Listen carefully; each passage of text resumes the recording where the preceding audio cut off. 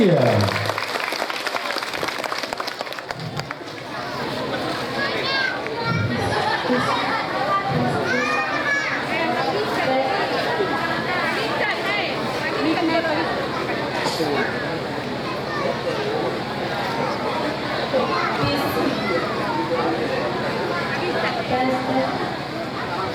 Bismillahirrahmanirrahim. Assalamualaikum warahmatullahi wabarakatuh.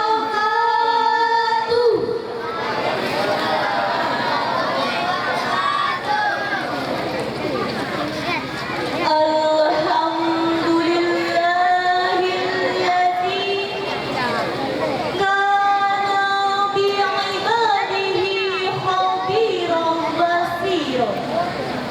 Tabarakalladzi ja'ala fis samai burujan wa ja'ala fiha sirajan wa qamaran munira. Asyhadu an la ilaha illallah wa asyhadu anna Muhammadan abduhu wa rasuluhu, amma ba'du. Dewan juri yang terhormat, hadirin hadirat yang dirahmati Allah Subhanahu wa taala. Pernahkah kita melihat perubahan yang terjadi pada kupu-kupu? Kupu-kupu terbang dengan sayapnya yang indah. Seekor binatang yang lahir dengan keadaan yang paling rendah, dipandang dari yang lain dengan sebelah mata. Namun apa? Setelah datangnya berkah, binatang tersebut lahir menjadi seekor kupu-kupu yang sekian lama mengalami hari yang panjang di dalam kepompong.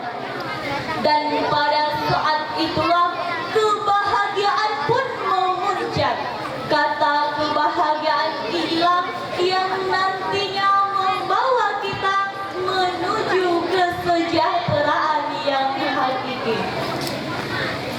Untuk apa kaya, tapi hidup sebatang kara? Untuk apa terhormat jika tidak ingin bertobat?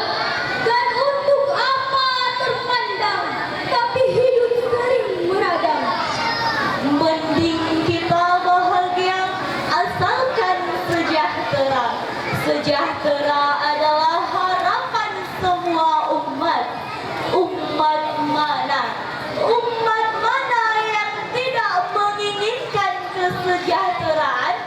Kamikah? Andakah? Merekakah?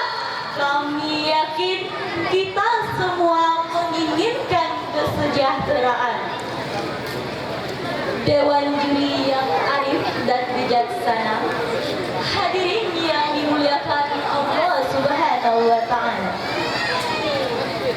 Dari pemaparan kami tersebut, maka perkenankanlah kami menyampaikan sebuah nasihat yang insya Allah bermanfaat untuk kita semua, dengan judul Membangun kesejahteraan umat.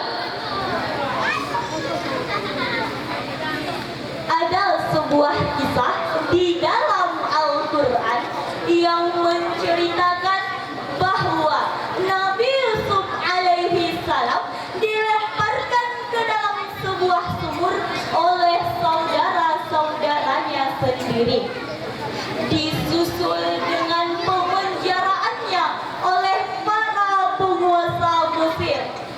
Semua itu merupakan jalan yang harus ditempuh oleh beliau untuk mencapai puncak kebesaran dan kemuliaan sebagai seorang nabi, serta tingkat hidup yang mewah dan kesejahteraan sebagai seorang penguasa di dalam sebuah kerajaan yang besar, yang dengan kekuasaannya itu dapat menghimpunkan kembali seluruh anggota keluarganya setelah lama berpisah dan bercerai-berai. Banyak hal yang dapat kita petik dari kisah Nabi Yusuf tersebut. Di antaranya, penderitaan yang kita anggap sebagai musibah dan bencana pada hakikatnya merupakan suatu berkah dan rahmat yang terselubung bagi penderitanya. Karena apa? Karena penderitaan yang dianggap musibah dan bencana itu merupakan awal dari kebahagiaan dan kesejahteraan yang tidak terduga-duga. Dewan juri yang terhormat, hadirin yang berbahagia, Allah Subhanahu wa Ta'ala berfirman di dalam Quran surat Al-Anbiya ayat 107 yang akan dibacakan oleh qari'ah kami sebagai berikut.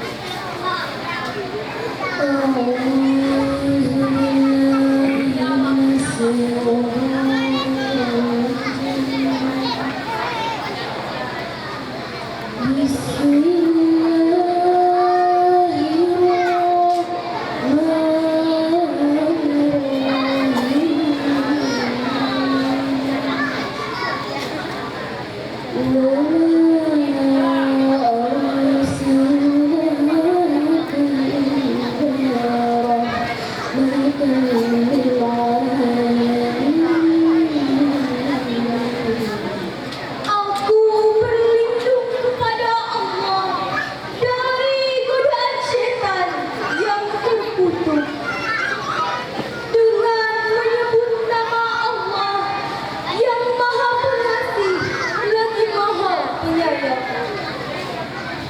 Dan tiada kami mengutus kamu, wahai Muhammad, melainkan untuk menjadi rahmat bagi semesta alam. Hadirin yang berbahagia, kata rahmatan menurut Ibnu Qayyim al-Jauziyah di dalam tafsir Ibnul Qayyim sebagaimana yang telah kami petik bahwasanya seseorang yang telah mendapatkan rahmat dan karunia dari Allah tidak sepatutnya memperlihatkan kegembiraannya dan berbuat yang melampaui batas. Dan jangan berputus asa apabila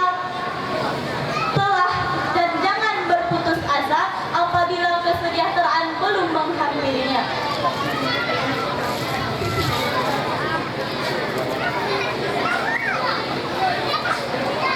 Kata rahmatan menurut Ibnu Qayyim al-Jauziyah sebagaimana yang telah kami petik, yaitu pendapat yang paling benar untuk menafsirkan ayat ini, yaitu terdapat dua penafsiran.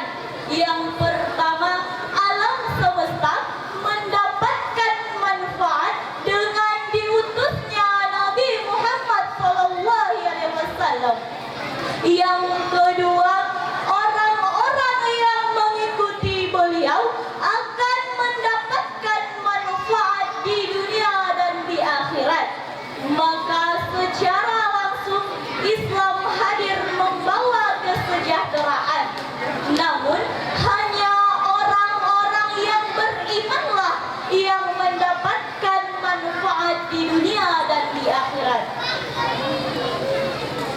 Hadirin yang berbahagia,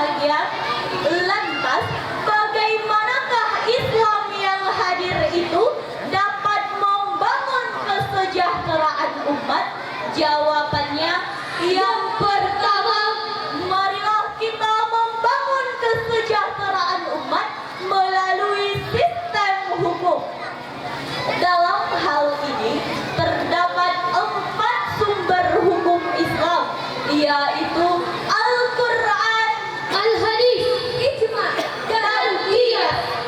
Yang kedua, marilah kita membangun kesejahteraan umat melalui sistem ekonomi. Dalam hal ini ditandai dengan meraknya berdirinya lembaga-lembaga syariah dan sejenisnya, seperti Baitul Mal wa Tamwil dan bank-bank syariah di sektor praktis. Yang ketiga, marilah kita membangun kesejahteraan umat melalui sistem politik. Menurut Bapak Profesor Quraisy Shihab, agama harus mampu berperan mengarahkan manusia menuju kesejahteraan sosial, menuju masyarakat yang adil, makmur dan sejahtera, yang dalam Al-Quran disebut dengan baldatun thayyibatun wa rabbul ghafur. Menurutnya, terdapat 3 peran agama untuk mewujudkan hal ini. Yang pertama, agama harus mampu memberikan kekuatan dan pendorong untuk meningkatkan sumber daya manusia. Yang kedua, agama harus mampu memberikan kepada individu dan kepada masyarakat kekuatan dan pendorong untuk meningkatkan partisipasi masyarakat dalam karya dan seni. Yang ketiga, agama dengan nilai-nilainya harus mampu menjadi isolator untuk menghambat seseorang melakukan penyimpangan. Namun, manakala kesejahteraan telah menghampiri kita, khususnya umat muslim, apa yang harus kita lakukan? Seharusnya kita dilarang untuk terlalu bergembira dan dilarang untuk berbuat yang melampaui batas. Dan janganlah kita putus asa apabila kesejahteraan belum menghampiri kita. Allah Subhanahu wa taala berfirman dalam Quran surat Az-Zumar ayat 53 yang berbunyi,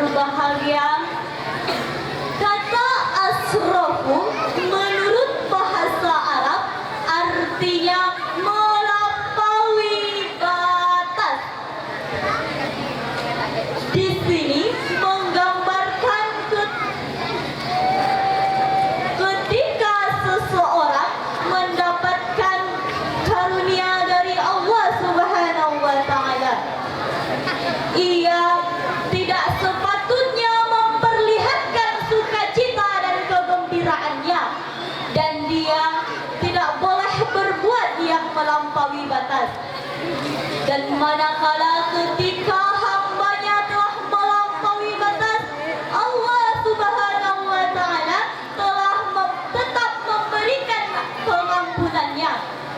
Bahkan Allah menyupport kita untuk mencari rahmatnya. Di dalam ayat yang sama, Allah menyupport kita. La taqnatu mir rahmatillah. Subhanallah. Begitu baiknya Allah terhadap kita. Allah begitu sempurna dengan ayat ini. Allah menunjukkan kemahaampunannya. Dewan Hakim yang arif dan bijaksana, hadirin yang berbahagia,